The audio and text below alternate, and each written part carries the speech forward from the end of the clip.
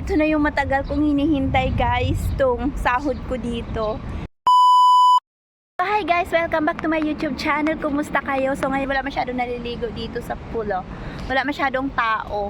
Kasi Sabado ngayon, ewan ko ba ba't wala, hindi sila naligo. Siguro kasi tanghaling tapat. Ganito kasi pag tanghaling tapat. And dito naliligo, may shower dito. Oo. Lagi ako dumadaan dito. And ngayon pala na vlog guys, pupunta ako sa samahan nyo ako magpadala ng pera sa mama ko guys. And alam nyo naman, number 1 si mama sa akin, mahal na mahal ko yun. Hindi pwede na hindi ko siya padalhan ng pera. Yes, and ngayon magwi-withdraw tayo ng pera na galing sa katas ng pagbablog ko guys. Yes, katas ng pagbablog ko. Tama kayo nang narinig, katas ng pagbablog ko. Yes, may kita na po ako guys. And sobrang sipag-sipag ko mag-upload sa lalo na sa Facebook ko. Samahan nyo ako mag-withdraw ng pera. Simula nung nag-vlog ako guys, hindi pa ako nag-save ng money. And wala ako noon kasi nag-aaral pa nga ako noon and working student ako. And hirap na hirap talaga ako yung buhay ng working student guys, kasi halos wala akong pera, wala talaga akong naipon.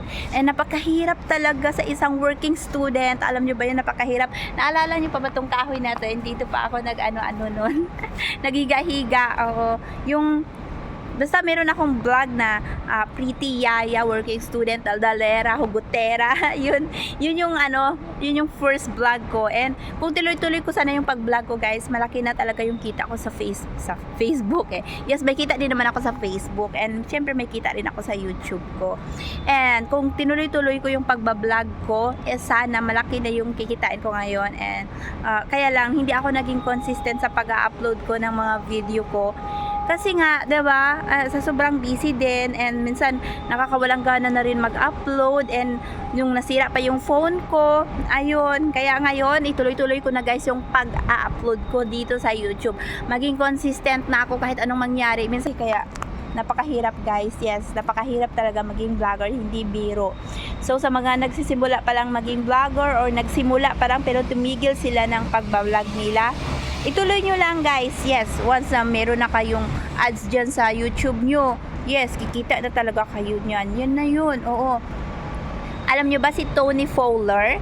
Sa YouTube din siya na sumikat. Sa YouTube din siya nagsimula, and kaya siya, ngayon marami na siyang pera, 'di ba? Lahat ng vlogger is, sasabihin ko lang sa inyo, alam nyo bang walang yumayaman sa pagtatrabaho, sa pagiging empleyado? Yes, walang yumayaman sa pagiging empleyado. Mas yumayaman kayo pag like consistent kayo sa pag-upload nyo ng mga video nyo, ng basta upload lang kayo ng upload, wag tumigil sa pagbablog guys. Yes, totoo talaga yan guys, mas nakakayaman dito sa pagbablog. Yes, masasabi kong nakakayaman pag consistent ka, and pag pinagtiyagaan mo talaga, as in nag-upload ka talaga everyday ng video, naggawa ka talaga ng content mo everyday, di ka talaga nagsawa mag-upload.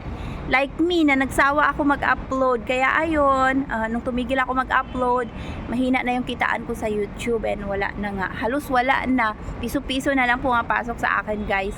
And ayun, nag-upload na nga lang ako ng mga short video. May kita din naman sa short video guys, pero may requirements din siya. Yes, may requirements. Tama po kayo, may requirements din sa short video.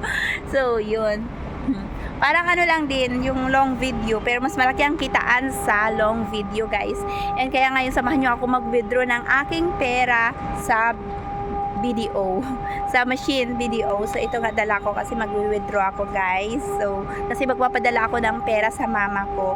And yun nga, sila mama wala na rin kasi sila trabaho, like sa Jensen, yung kapatid ko na nag-aaral din siya ng college, and malaki talaga ang tulong sa akin sa pagbablog ko. And sideline ko na kasi siya guys, sideline ko siya sa pagbablog ko.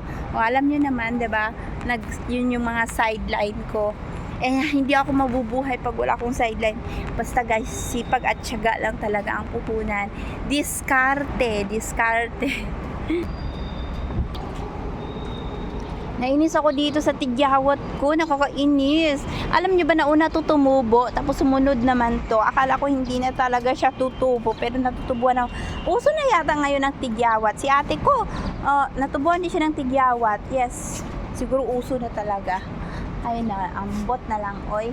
Papasilip ko lang sa inyo yung pool, guys. Ito yung pool, banda. Ayan, may mga babaeng naliligo. Ayun. Ayun. Dito sa The Beacon Amorsol Staycation. Wala ngayon masyadong nag-staycation. Pero maliligo ako dyan sa pool, guys. Makikita nyo, maliligo ako dyan sa pool. Basta maligo ako dyan, tapos magsuot ako ng swimsuit. So, yun. Ayun. Daan muna tayo dito sa may pool. Tahimik ngayon kasi wala masyadong naliligo. Ewan ko ba, siguro mayang hapon dadami na rin yung tao na maligo dito, pero ngayon wala pa masyado. Dadaan muna ako dito. Dito talaga ako dumadaan, guys. Masarap kasi yung hangin dito. Ayan, ayun. Ayan. Ayun, 'di ba? Malinaw ang tubig, guys. Ang sarap maligo. Wow. Ayan, sobrang linaw ng tubig. Parang ang sarap mag-swimming ah. Kaya lang, hindi ko off ngayon, kaya hindi muna ako makapag-swimming. And next time na lang pag off ko or sa birthday ko, mag-o-off ako. Ayan, sobrang linaw ng tubig. Wow, ang ganda. Ayan. Ang sarap maligo tuloy. Ganito kalinaw. So guys, ang lakas ng hangin. Dito na ako sa labas, guys. So magbibigyo na ako ng pera. Saan ba yung aking hiwagang ATM? Ayan, dito na ako. Ako sa 7-Eleven, guys. Mag-withdraw na. So ito na. Pasok na natin yung ating BDO card. Please wait. Please wait daw. Your ship card is being processed. So, yeah. Pagkatapos natin, guys, mag-withdraw ng pera at magpadala kay mama, bibili tayo ngayon ng banana Q na saging. Namiss ko kasi kumain ng saging. So, yun. Banana Q and kamote Q. And turon. Isang turon din? Yes.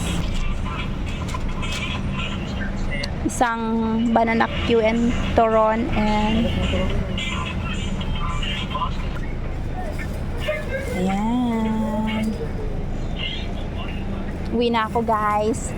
Bilhan ko lang si ate ng banana Q.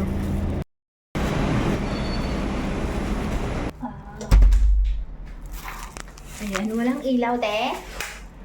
Te, where are you? May dala akong banana Q and kamote Q and turon para sa imuha. Wala si ate.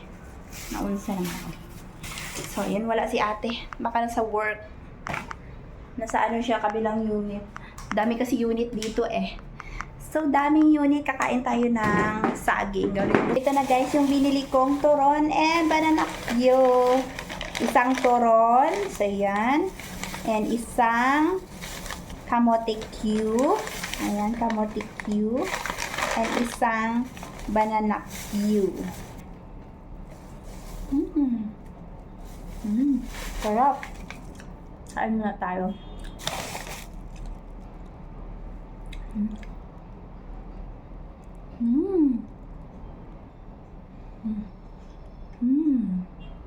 Sarap.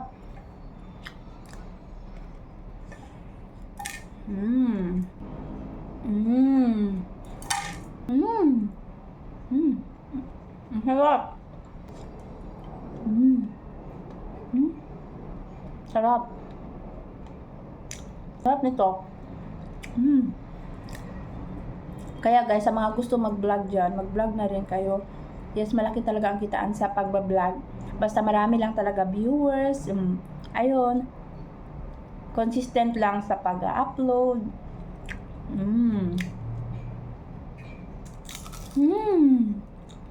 Harap.